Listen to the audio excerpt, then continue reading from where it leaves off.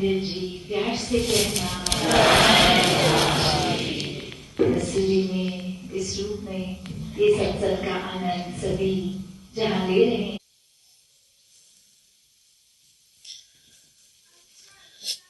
इस समय चाहते तो सब ये प्रकृति का भी आनंद ले सकते थे या कुछ और भी घूम के आ सकते थे, पर ऐसे स्थान पे आके भी सत्संग को ही प्राथमिकता जो सभी दे रहे हैं,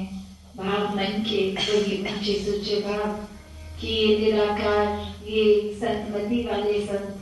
ये सत्संग रूप, ये जितना मिले ये जीवन को बदलने वाला एक एक वचन वो जीवन में उतरे,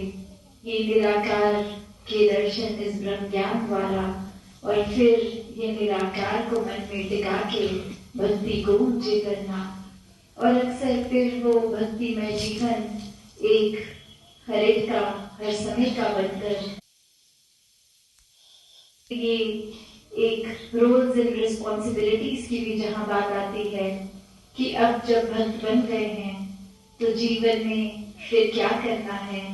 वो फिर आधार अपना निराकार पे परमात्मा पे ही रखना है या फिर यही दुनियावी चाल चलते रहना है। क्योंकि अगर एक ऊपर के तौर पे देखें तो जो परमात्मा से वाकिफ नहीं है उसने भी अपने दिनचर्या में वही खाना पीना सोना जागना करना है, और महात्माओं संतों ने भी वही कार्य करने हैं, क्योंकि शरीर तो सभी के सेम है, वो एक्टिविटी शरीर का बिल्कुल सेम है। तो फिर ये क्या है जो ब्रह्म ज्ञान या निराकार मिलने के बाद भी एक संसार में रहते हुए संसार से एक अलग जीवन जीना है, एक एकांत में मौन होके एक अपने आप को एक अलग तरह से नहीं गृहस्थ में रहकर भक्ति करनी, और ये फिर रिस्पॉन्सिबिलिटी भी, ये कर्तव्य इतने गहरे कि जहाँ एक संत है सबसे पहले वहाँ समाज का हिस्सा भी, और जहाँ समाज का हिस्सा है तो जहाँ समाज के बने हुए नियमों को भी पालन करना है, पर अक्सर समाज में कुछ ऐसी चीजें भी होती हैं जो एक बिल्कुल अच्छी नहीं भी होती, तो क्या अपनाना है क्या छोड़ना है। अक्सर एक संत होने के बावजूद क्योंकि समाज में रह रहे होते हैं, वो समाजवादी दृष्टि, एक अपना मन का नजरिया, एक आइडियोलॉजी भी वैसी बन जाती है जिससे फिर ब्रेक करना आसान अपने लिए भी नहीं लगता कि वैसे हम बोलते हैं हम इस विशाल परमात्मा के साथ तो जुड़ रहे हैं, पर सोच विचार विशाल नहीं कर पाते। फिर वही बात की जो समाज में जैसे अगर सभी कह रहे हैं कि कुछ नियम है, इस उम्र के हो तो इतनी पढ़ाई होनी चाहिए, इस नियम इस उम्र के हो तो फिर ये विवाह करना चाहिए, इस नियम इस उम्र, तो हर एक के पड़ाव अपने अपने, और वहीं कहीं संत भी फिर मन विशाल करने की बजाय वो संकीर्ण टाइमलाइन से जुड़ जाते हैं कि एक तुलना मन में आती है कि ये व्यक्ति इस उम्र का ये उपलब्धि हो जानी चाहिए थी, और वहीं फिर दुनिया से जुड़े तनाव और ये कंपैरिजंस ये सब आने लगते हैं, जबकि संतों का काम तो समाज का उद्धार है, पूरे संसार का उद्धार है, तो ये संकीर्ण सोचों को मन पे हावी क्यों होने देना। अक्सर सत्संग में भी आज भी जिक्र हुआ कि ये पीढ़ी दर पीढ़ी भी एक जुड़ी रहे, तो चाहे वो भाव ये है कि हर कोई इस निराकार से जुड़े, पर कहीं ना कहीं हम वो फिर सामाजिक दृष्टि में वो एक सीड डाल रहे हैं कि पीढ़ी का मतलब फिर हमें भी दुनिया के उस दायरे में रहना है, किसी को इच्छा नहीं भी है विवाह की वो भी करे, आगे बच्चे भी करे, फिर वो पीढ़ी बनी एक जीन कैरी ऑन हो। तो कैसे ये थॉट प्रोसेस को कहीं ना कहीं अगर निराकार से जोड़े हैं तो बात वही समझे कि ये समाज की चीजों को अपनाने में कोई बुराई नहीं है,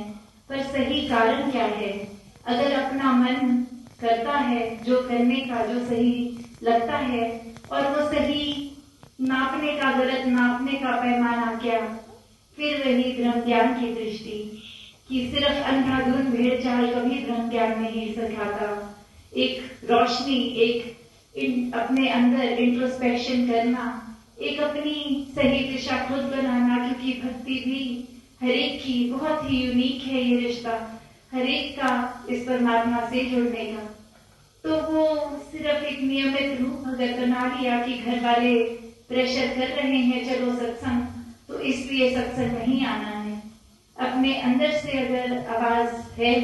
कि हाँ ये रूह की खुराक, ये निराकार, इससे एक में होना है, संतों के चरण रज रही है, तो वो सही कारण होगा सत्संग आने का। कि सत्संग आएंगे सिर्फ शरीर को नहीं बिठाना, एक सोच को, एक दिमाग को, एक कान को भी ओपन रख के सारे वचनों को सिर्फ सुनकर नहीं मन में बिठाना है। और वो मन में बैठते ही वो जीवन क्या सुधार एक बहुत ही नेचुरल प्रोसेस होगा, एक बाय प्रोडक्ट होगा। तो अक्सर हम खुद भी ये विशाल के साथ जुड़कर अपने आप को इतने नियमबद्ध बना लेते हैं कि एक मुंह से तो कहते हैं कि अब ये बेअंत मिल गया है, ये हमारे अंदर भी है, बाहर भी है, कण कण में भी है, और वही फिर इस बेअंत को अपने हिसाब से सीमित कर देते हैं कि कहीं किसी ने किसी समय में कुछ लिख दिया कि ये परमात्मा ऐसा है, ये अगर बख्शनहार है, ये कुछ भी गुण के साथ जोड़ दें, तो फिर वो इतना ज्यादा उसको पकड़ के ही बैठ जाते हैं कि अक्सर अगर फिर समय के हिसाब से कोई तब्दीली है, तब समाज की रिक्वायरमेंट कुछ और, अब कुछ और, तो फिर वही सवाल उठते हैं कि ये तो बख्शनहारा, और अब ये अगर कोई चीज है उसको फिर वो बख्शने वाली बात नहीं, तो फिर वही क्वेश्चन मार्क्स आते हैं कि ये तो परिभाषा एक तालमेल नहीं बैठ रहा, ये एक्यूरेट नहीं लग रहा। तो बात वही कि ये निराकार जो है, इसके साथ जितना जुड़ेंगे उतना ही फिर जीवन अपना हम सोच भी जहाँ एक सही सोच बनाकर जिएंगे, अपने कारण खुद बनाएंगे, सिर्फ इसलिए नहीं कि जोर जबरदस्ती से किसी ने कुछ सिखा पढ़ा दिया। जिस तरह उदाहरण हम मानवीय गुणों का भी लेते हैं कि अक्सर स्कूल से ही सिखाया जाता है कि व्यवहार मीठा बनाओ, अपने अंदर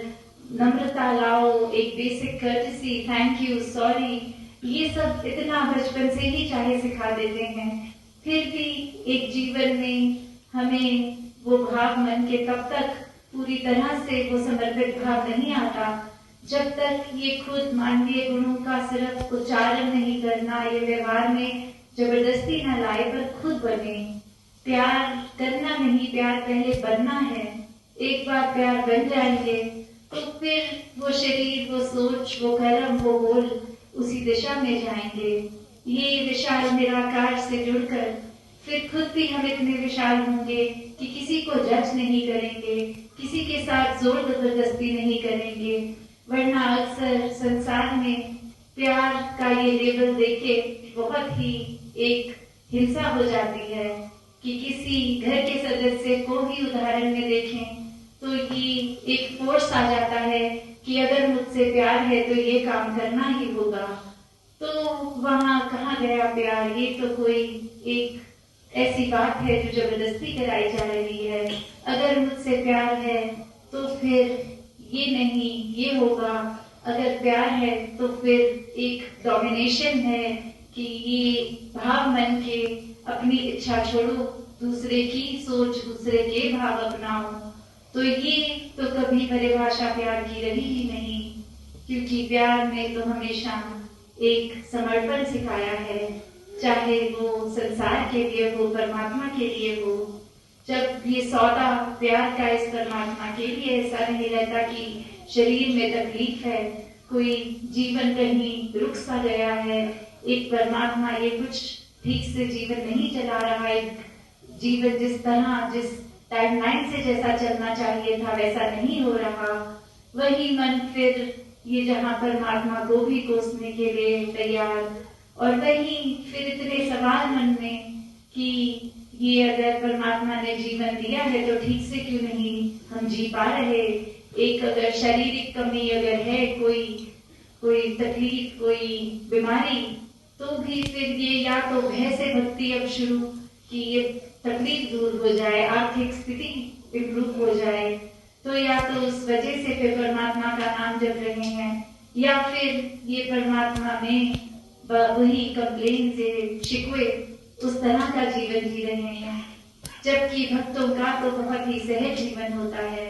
अगर परमात्मा ने शरीर के अंग ठीक रखे हैं तो भी मुबारक, नहीं रखे तो भी मुबारक, महल है तो भी मुबारक, झोपड़ी है तो भी मुबारक। बस बात वही कि हमें अपना प्रयास जो करना है एक संसार में ये जिम्मेवारियों पे लगकर वो प्रयास जारी रखना है। फिर बात वही कि प्रयास का हम खुद ही एक वेस्टेड एक अपना इंटरेस्ट ना बना लें कि अगर हम इस दिशा में यहाँ ये बीज लगाएंगे तो हमारे मुताबिक उतना ही पेड़ प्रफुल्लित होना चाहिए। नहीं, हमारा काम सिर्फ वो बीज लगा के एक पौधे में पानी डालना है, फिर इस परमात्मा पे है कि वो कितना प्रफुल्लित हो। तो बात वही कि हर एक से जहाँ एक जुड़ाव मन का रखना है, और वो मन का जुड़ाव इसलिए नहीं कि कोई मजबूरी है कि एक तरह का व्यवहार रखने से हम अच्छे इंसान बनेंगे। नहीं, वो अच्छा इंसान बनना वर्सेस एक स्पिरिचुअलिटी को अपनाते हुए एक निरंकार से जुड़कर इंसानियत आ जानी, इसमें बहुत फर्क है। क्योंकि अच्छा इंसान तो फिर सिर्फ अगर हम उस तरह माने कि जो मन में किसी की मदद कर दे, किसी के लिए दिल पिघले, या फिर कुछ एक अच्छे गिनने वाले जो काम होते हैं वो भी दिन से रात में कर दें, जरूरतमंद के लिए सर्दी है तो कम्बल पहना दें, ऐसे तो गुण करते करते ये कहीं ना कहीं इन्हीं से बंध के मान लेते हैं कि जीवन में आए हैं तो अच्छाई ही कर रहे हैं, किसी का कोई बुरा नहीं कर रहे, उसकी मदद करके, उसका सपोर्ट बन के, उसको कंफर्ट दे के। पर बात वही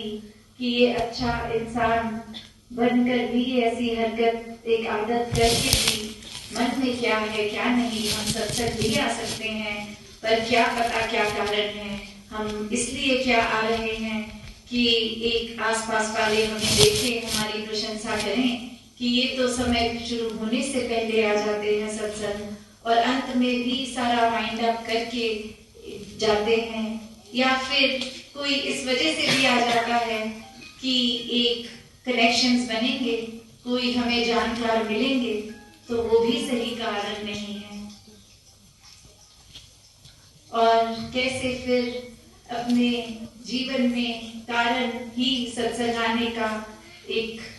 छोड़ देते हैं कि वो सही रीजन ना हो तो आने का भी कोई फायदा नहीं। और कैसे फिर एक इसके बिल्कुल अगर एक्सट्रीम बात की जाए तो अक्सर हम सत्संग से भी अपने भय को इतना जोड़ लेते हैं कि वो आज किसी कारणवश अगर सत्संग मिस हो गई तो ये क्या होगा, ये कैसे हो गया, ये एक मन में उथल पुथल आ गई। तो बात वही कि सत्संग में आने का मन तो ये स्थिरता को प्राप्त करना है निराकार से जुड़ के। तो अगर कोई अपनी रिस्पॉन्सिबिलिटी की वजह से किसी कारण से अगर कभी सत्संग मिस भी हो रहा है तो हम वापस एंशियस होने लग गए कि आज का दिन कैसा जाएगा, आज तो सत्संग नहीं कर पाए,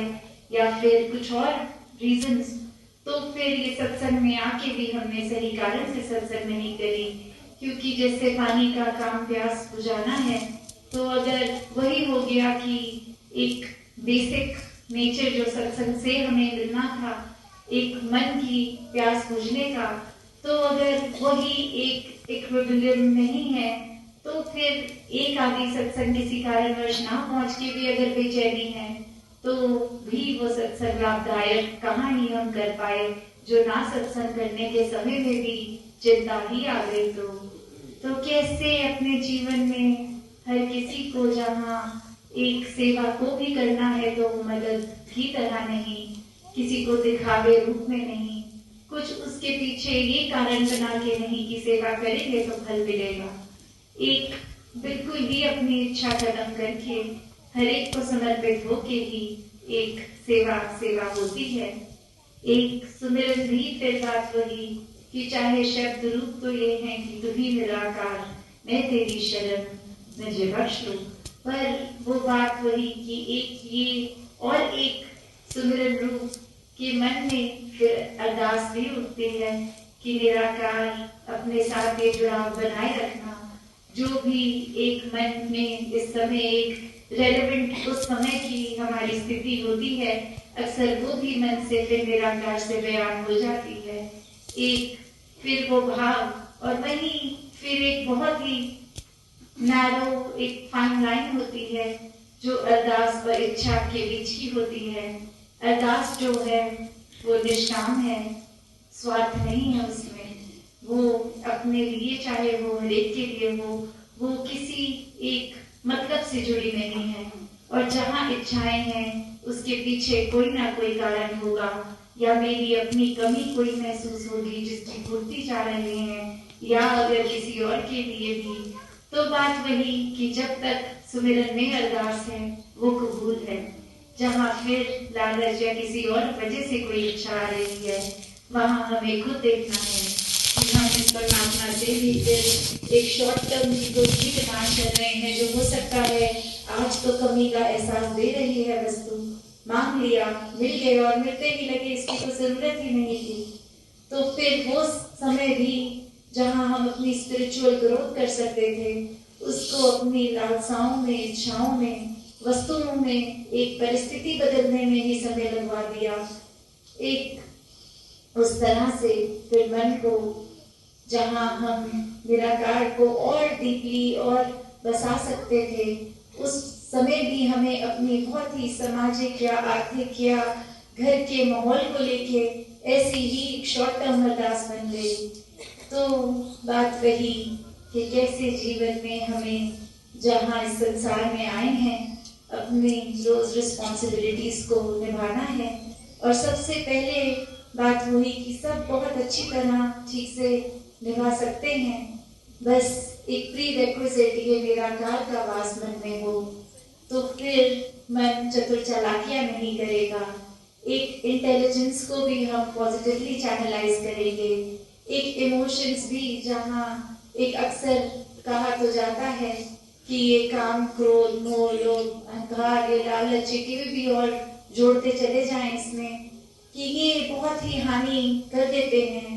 पर बात वही कि अगर इमोशंस, फीलिंग्स, ये एंगर हर कुछ है, तो ये निराकार है, तो ये बहुत अच्छे से चैनलाइज होगा। जो उदाहरण भी कि अगर आग है, उसको अगर हम सिंबॉलिकली एक क्रोध से भी जोड़ दें, तो देखें कि सिर्फ ये आग हमेशा क्रोध का काम अगर है, उसकी जहाँ जरूरत है, जहाँ आग नहीं वहाँ खाना भी नहीं पक सकता। तो ये बस बात वही कि ये जहाँ अच्छे गुण हैं, ये बुरे गुणों को भी कैसे चैनलाइज करके कुछ अच्छा नतीजा निकाला जा सकता है। जैसे अक्सर हम कुछ किसी को समझाना बुझाना चाहें, तो बात वही कि थोड़ा कभी एक स्ट्रिक्ट टोन भी लानी पड़ती है कि एक प्यार से जो पहले कोशिश करके भी फिर एक वो पनिशमेंट तो नहीं, पर एक अपनी बात को सामने रखना और स्पष्टता से रखना, पूरी कन्विक्शन से रखना। तो चाहे वो एक निरादर वाली टोन नहीं, बट एक थोड़ी स्ट्रिक्टर टोन भी आ जाती है। वो क्यों? क्योंकि दूसरे की भलाई उससे हो जाएगी। तो बात वही कि उस तरह देखें कि सभी निराकार में बनाया है, तो बस वो संतुलित चीज हो, वो सारे इमोशंस, बुद्धि, हर कुछ जो जीवन में हमें मिली है, उनका सदुपयोग होता जाए, तो फिर कुछ बुरा नहीं है। एक अच्छाई की ओर जीना है, एक अच्छाई बनना है। इस निराकार को इतना मन में बसा लें कि फिर एक में अवस्था कि ये निराकार और हम में वो फिर फर्क नहीं है, वो एक ही रूप है। और फिर ये चाहे सीमा, एक शरीर तो बहुत ही सीमित हाइट चौड़ाई का है, पर जो निराकार अंदर भार है ये तो असीम है। फिर ये शरीर की सीमाएं होने के बावजूद असीम होना संभव हो जाता है। और ये पोटेंशियल हर एक में है कि इस निराकार को जान के, इससे एक में खोकर, इसी को जीते जी भी बनते रहें, इस शरीर में रह के भी, और शरीर समाप्त होने के बाद भी फिर ये निराकार में मिलना है। और यही मोक्ष है, यही सैल्वेशन है, यही मुक्ति है। तो जहाँ सिर्फ मौत की इंतजार नहीं करनी, मुक्ति लेने के लिए जीवन मुक्त होना है, हर पल निराकार को याद रखकर जीते चले जाएंगे, तो वाकई ही फिर जीवन असली रूप में एक मुबारक जीवन है। फिर ये वही जो दासी एक सोसाइटी पॉइंट ऑफ व्यू से भी बात कर रही थी पहले, कि ये बिल्कुल भेड़चाल का रूप नहीं होगा, एक सोच को भी ठीक तरह उपयोग किया जाएगा, मनो के भावों को भी, इमोशंस को भी। तो फिर एक वाक्य में हमारा जो एक यूनिक इस दातार ने हमें गुण से बख्शा है, तो वो एक एक गुण हमारा हम अपने ही तरीके से जीवन जी भी सकेंगे इस निराकार को डालकर बीच में। और फिर वही एक यूनिकनेस से जो ब्लेस्ड हैं उसको दबाना नहीं पड़ेगा, एक कैरेक्टरिस्टिक्स भी हमारे एनहांस होंगे, एक हम अपने खुद के इंसान भी बनेंगे और इस दातार से जुड़कर फिर सिर्फ और सिर्फ निखार आएगा। फिर वो सिर्फ बोली भाषा में ही, जो अक्सर सत्संग से हम सुनते हैं कि कुछ टर्मिनोलॉजी अपने आप ही मुंह पे बैठ जाती है कि दास, दासी,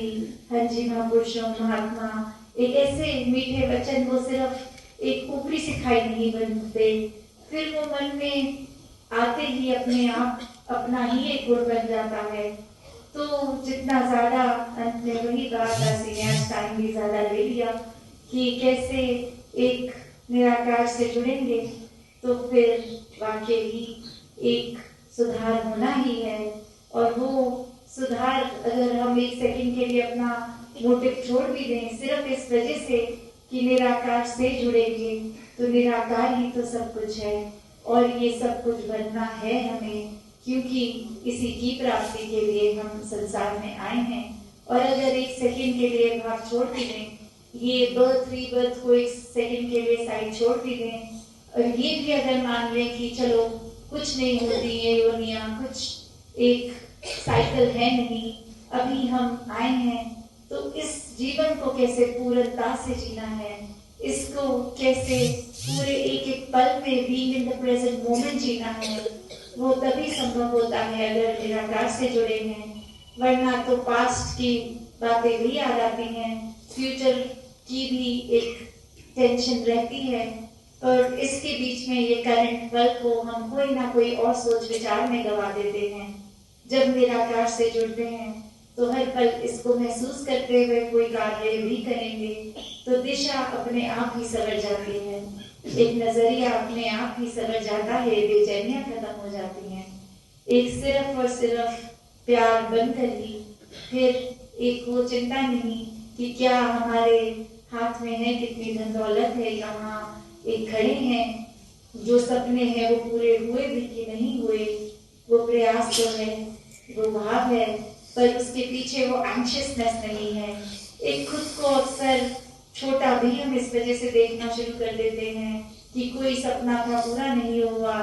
तो हम शायद उतने केपेबल नहीं है, क्या हो रहा है जीवन में। तो बात वही कि दातार अगर हर एक में है, हर एक का पूरा पोटेंशियल है, अपनी तरफ से वो पोटेंशियल को जीना है, और अगर फिर भी वो चीज अचीव नहीं हुई तो वो भी रजा है और उसमें बेचैन नहीं होना है। दातार कृपा करे हर एक पे कि बहुत ही सहज पावन जीवन जो जीने के लिए जीवन मिला है, उनको कोई भी फैक्टर्स फिर वो पीस ऑफ माइंड डिस्टर्ब ना करें, चाहे वो शारीरिक हो, मानसिक हो, उन सब से उठकर ये जो ब्लिस की, आनंद की अवस्था होती है, ये वही होती है कि ना सुख छू पाए ना दुख छू पाए, एक बस अपने मजे में ही जीते रहते हैं सब। उसी तरह ये आनंद के जीवन का हकदार जो हर कोई है, वो पूरे उस हक से अपना जीवन संवारते हुए जिए। साथ संगत जी, राम